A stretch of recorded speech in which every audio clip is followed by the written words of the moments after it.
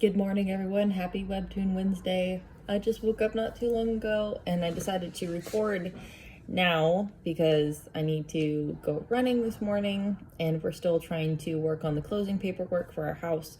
So I'm not going to be able to do this later. And sorry for any inconvenience in the future. Today I'm going to be talking about Black Winter. Black Winter is a finished webtoon. It is really pretty. Like, a lot of the artwork is really nice. There's like a couple pieces here and there. Like, if someone's face is like angled in a weird way, it's kind of drawn in a weird way. There's also, I don't know what it's technically called, but when they're trying to make the characters funny and they like make them really cartoonish, those are really well done as well. There is murder, suicide, people being poisoned, people being tortured, people being kidnapped, people being sold. There's a lot of that. There is sex, but it's not smutty sex. It's sex where you only see like their backs. You don't see like any private parts whatsoever. This is a historical romance, fantasy, drama. I think that's it. This webtoon is based in the past. I don't know how far in the past, but I would say probably a couple 100 years, if not like 1,000 years in the past. There's 4 main characters that you follow, and they are, I'm going to say their names wrong. Haisa is like our main female character, and she is a orphan and a commoner.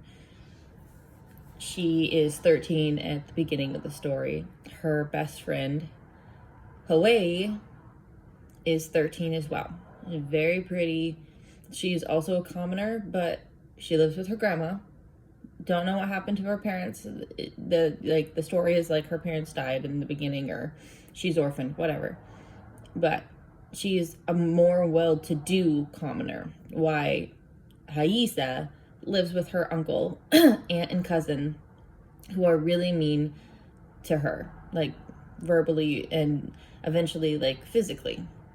Whereas Hawaii has a very loving, caring grandma who takes care of her, buys her like the best of clothes, takes care of her really well. The only reason Haisa is probably doing as well as she is because there's another female villager in town who gives her like clothes for free because Haisa's mom was like her best friend and she promised Haisa she would take care of her. Muho is not royal. What is it called? His parents are like civil servants and noble. Maybe the noble is what I'm thinking, the word that I'm looking for. He's a little different. He's a little uncommon. He's got darker skin than basically everyone else in the village aside from his little brother, Muha, and his dad and grandfather. He is being trained to work for the imperial family to be like a knight or like some sort of sword master. I'm trying to think of the actual word for it because I don't think knight's the right word. Or commander. Maybe they're trying to train him to be the commander and the officer.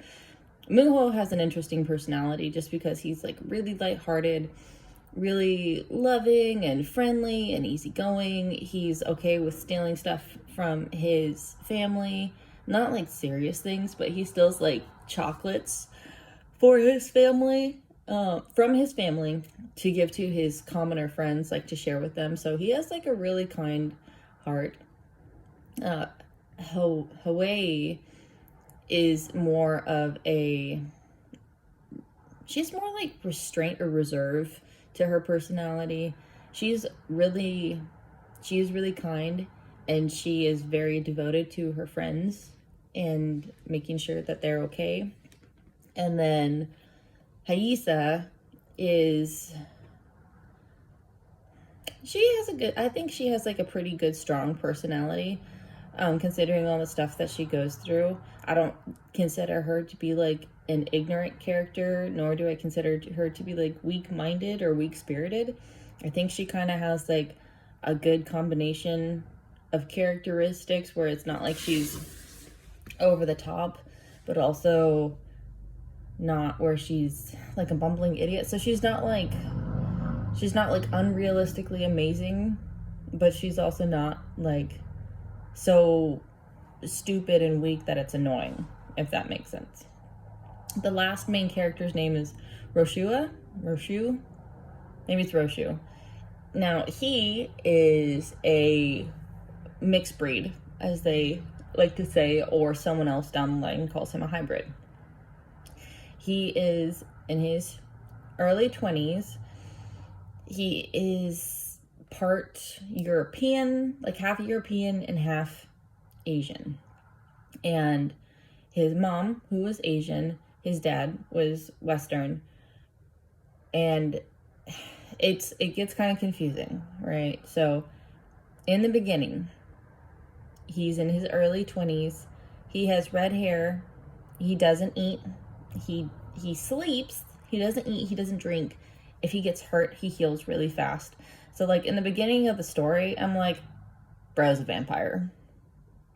Must be a vampire. He's not. He's actually not a vampire. So it was kind of confusing. So you go through like a couple chapters of these guys being in their youth. I don't remember how many, maybe 20, I don't know.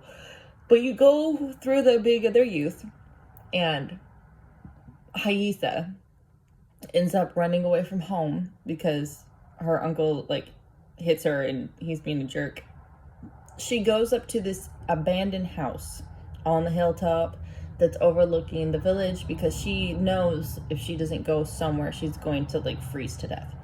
When she goes into that abandoned house, on the second story is Roshu sleeping in the bed. And although he doesn't hurt her or attack her or anything like that, he tells her that she has to leave because he wants to be alone and he just wants to sleep for like eternity or whatever. She leaves the room temporarily, doesn't leave the house. When she goes back in, because she ends up going back into the room because she lost her hairband. So she goes back into the room to try to find her hairband like the next day, and he wakes up. She picked up a ring, like a wooden ring from the ground, and he startled her. So instead of her just being like, here, you dropped your ring, she actually left the house with the ring because she was just so startled. Okay. And then there's a grandma in town that's not Hasia. It's not her grandma. It's just like an older woman that she calls grandma. But she's like the village shaman. And because she picks up Haisa's headband or hair ornament, she sees that Haisa's going to be kidnapped.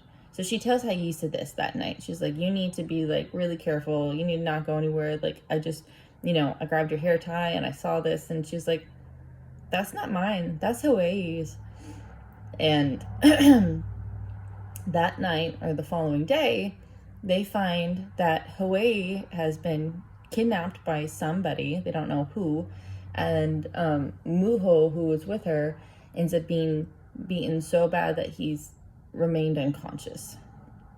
Now, you spend, I don't know, like 80 chapters wondering, well, maybe not 80, but you spend a good portion of the chapters like wondering if Hawaii is going to make it back to the village, if Haisa is going to be able to, live a safe life because of her uncle, or, is someone else going to come back to the village and kidnap her. You don't see as much from Muho in the chapters. You do see like little bits of him here and there, which is, nice, but nothing as much as the other 2-3 characters. Rosu, you end up finding that he's not a vampire. He's just cursed. So then you get to figure out whether or not he's going to break the curse and like all the steps it takes for him, to complete that mission. You get to see who took Hawaii, why she was taken. There's like these bad guys, and what they are planning on doing is they have paper from hundreds of years ago, or he has a paper. And these are cursed papers that a priest who was not a priest, he ended up finding or writing these papers, and it was the key to eternal life. Now, this priest is the priest who cursed Rosu. And this is back in France that this happened. So you have the present day, or for them, their present day, but you have also the 4 characters hundreds of years ago in a previous life, except for Rosu, who is eternal right now, or he's immortal, right?